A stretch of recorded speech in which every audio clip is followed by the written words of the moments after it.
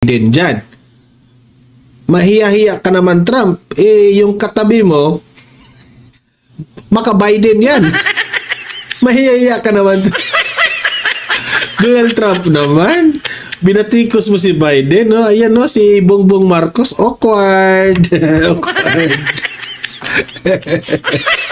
So they did a big study the other day, and they called all of the great intellects and the great economists and all of the great everything, and it was 71, and only 2 got it right. Me and another gentleman that happens to be very smart.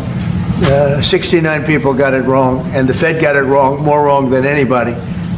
And you know, he has these think tanks, and they build buildings for people that think.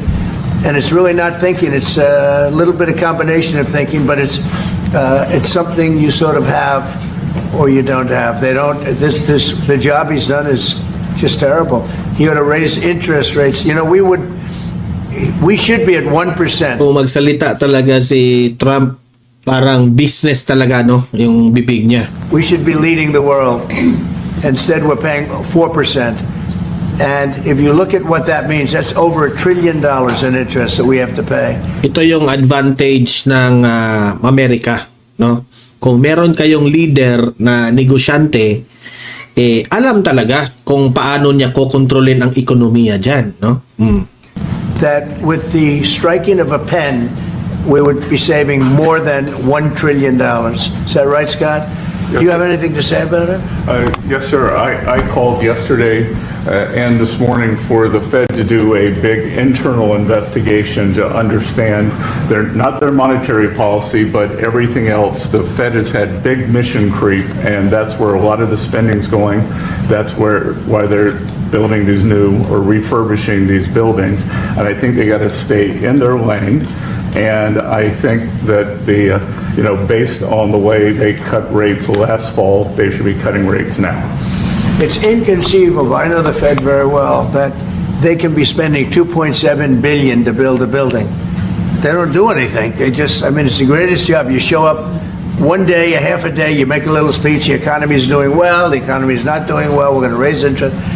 And he's got it wrong. That's why I call him too late, T-O-O, too late. And it's really too bad. But it is affecting people that want to buy houses, and that shouldn't happen. And Mr. President, and you know, he should lower them. Those rates should be 3 points lower. Alam mo, sa totoo lang, no? Ito yung unang pagkakataon na magkita itong dalawang leader, BBM at si Trump. Pero parang, ito parang back up lang si Bongbong Marcos. Parang decoration lang siya sa gilid eh. Grabe, no? Wala man lang magandang pag-welcome niya na matalagang makikita mo na in grande, no? In grande yung nakaupo ba si BBM ng king na upuan ng dalawa. Pero ito, ginamit na props itong si Bongbong Marcos sa press briefing ni Trump. press briefing. Press briefing ba ang term nito? Parang media interview ni Trump, ginamit na prop si Bongbong Marcos sa gilid. Yan ang sinabi ko sa inyo.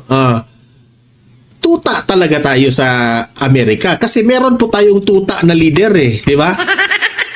Sorry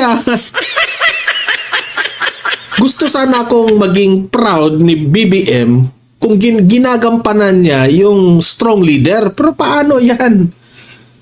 Si Trump ang salita ng salita dyan sa media. Media ito kaharap nila media, nagpa-press media. Si Bongbong Marcos parang statwa sa gilid. Props. Ginamit na props. Ako, strong leader ako. Sabi ni Trump, parang ganun, I am a strong leader. Ito I'm just analyzing the body language ng ginawa nila. Si Bongbong Marcos naman, nakaintay lang na, oo nga kailan ako magsasalita nito? Kawawa.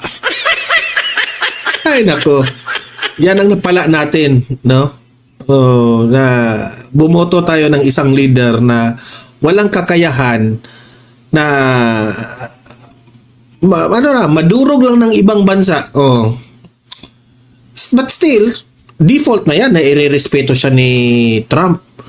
But si Bongbong Marcos, dyan mo talaga makikita na hindi level ang kanilang power. Okay? Sa nakikita ko dyan, parang nakabuntot pa rin si Bongbong Marcos sa Amerika.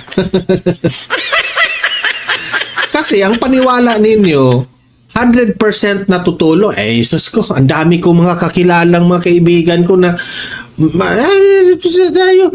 ang Amerika lang ang tutulong sa atin. Yan kasi ang akala ninyo.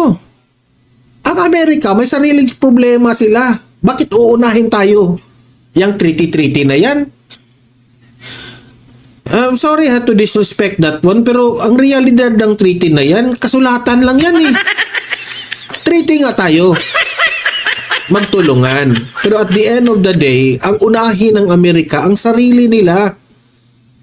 Default yan eh. At nauunawaan natin ng Amerika na kung ganyan sila. Siyempre, uunahin nila ang kanilang expenses. Alangan naman, mag-i-invest sila sa Pilipinas na wala silang makukuha.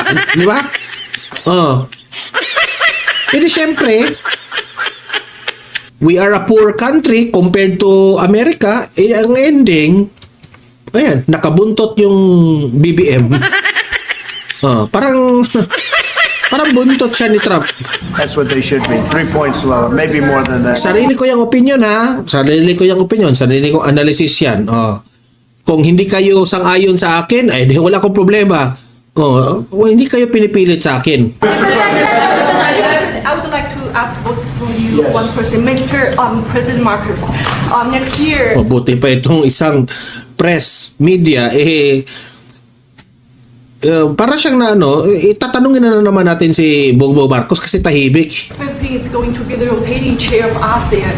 I wonder how do you ito na yung sa China ha. Tungkol sa China, makinig lahat. balance your relationship between the United States and China. And for President Trump, Kremlin yesterday said if you dito ipinakita ni Trump ha na magkaiba ang kanilang diskarte when it comes to China. Iba ang diskarte ni Gibo at BBM sa China, iba rin ang diskarte ni Ito syempre, sariling interest ang kanilang interest ng Amerika rin ang kanilang pakay. Ito tayo, si Gibo at si BBM, ang akala nila tutulong ang Amerika 100%. Diyan kayo mali. Tingnan nyo ha.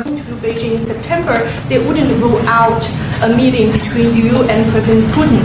Is such a meeting possible? And how soon do you plan to visit China? Well, we have a lot of meetings possible. President Xi has invited me to China.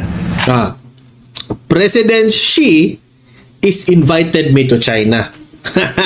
Ano kayo ngayon, BBM? Kinukontra nyo ang China eh. Di ba?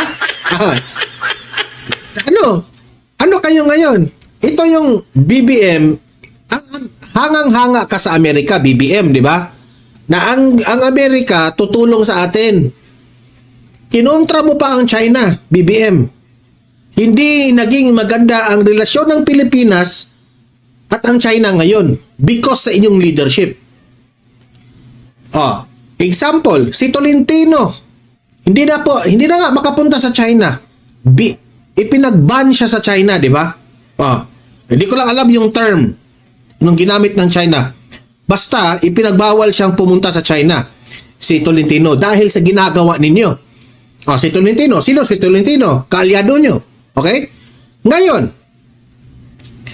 ang kalaban ninyong si China, ini-invite itong si Trump na kuno kaalyado ninyo. Sino kawawa ngayon? Sino kawawa ngayon? Sasabihin ko sa inyo. Aber, sino kawawa? Nakipag-kontra ka, ikaw BBM, Gibo, nakipaglaban ka sa China kasi akala mo tutulong sa iyo ang Amerika. Makipagsimpatya sa iyo ang Amerika. Tama yan. Kontrahin mo yung China. Magbutar ka ikaw rin lalaban ka. Kasi, ano kayo? Ipinaglaban ninyo, sariling atin yan. Oh, ganun, di ba? Pero, yung kakampi nyo, yung big brother nyo, si Trump is invited sa China. Oh. Ang sakit, no? Kasi, si Trump, ang Amerika, may sarili silang interest ang Amerika towards China. Yung problema natin sa China, bahala na kayo. Bahala kayo dyan. Sabi pa nga ni Trump dito, mamaya, sabihin niya, oh, kung what do you think it's good for your country? Hala, sige ka. Basta ako, may sarili rin akong dealings with China. Oh. So ano kayo ngayon, Gibo at BBM? Nga. Ha? Nga. Ayaw nyo kasing maniniwala. Kasi paniwala ninyo, kakampihan kayo. Pero ang kay Trump, he wants peace. Ayaw niya ng digmaan. Gets niyo? Ayaw niya. Gusto niya kaibigan lahat eh. Kung may problema man tayo sa ekonomiya, ayan yung tarif na yan eh. Isa pa yan eh. Oh. Hindi natin idadaan. Walang nananalo sa giyera eh. Oh. And we'll probably be doing that in the not too distant future, a little bit out, but So kinonfirm niya yan ha, na pupunta siya sa China. Pinag-isipan pa nila yan ha. not too distant. And I've been invited by a lot of people, and we'll make those decisions pretty soon. Please. Well, Ano kayo sasabihin niya dito? as you say, we are Nagkautal-utal na. Nagkautal-utal na. Hindi siya makapaniwala sa sinabi ni Trump. Hindi siya makapaniwala dito eh. chairing ASEAN for 2026. There is no need, in a sense, to balance, as you characterize it, to balance our relationship between the United States and China. Balance raw. Paano mo binabalanse? Kinalaban mo na eh. Kung ano-anong sinasabi niyo sa China. Di ba? Simply because our foreign policy is an independent one.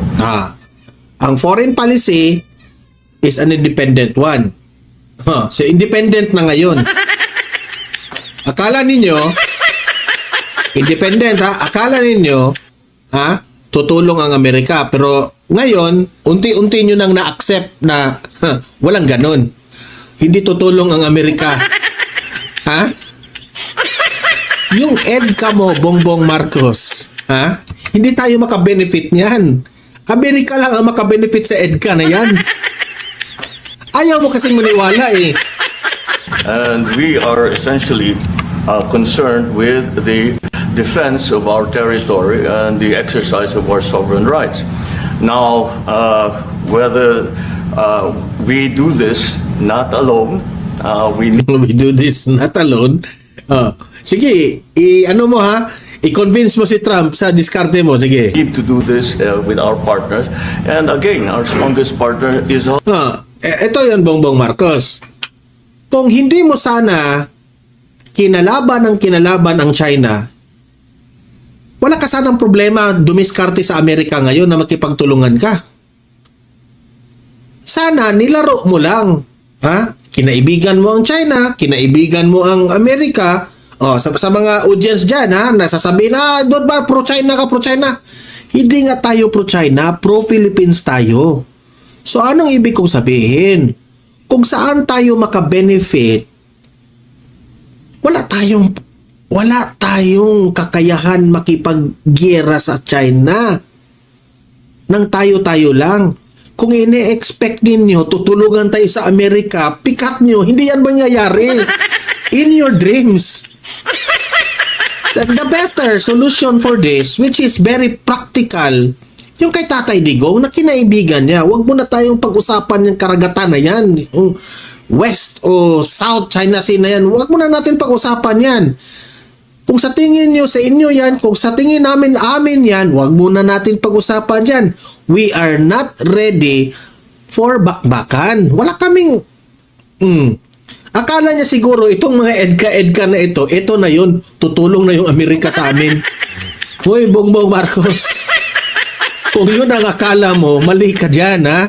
Yung EDCA na yan, sariling diskarte yan ng Amerika. Na meron silang mga bases rito in case, ha? Kung magkagulo sila. Ginagawa lang tayo ng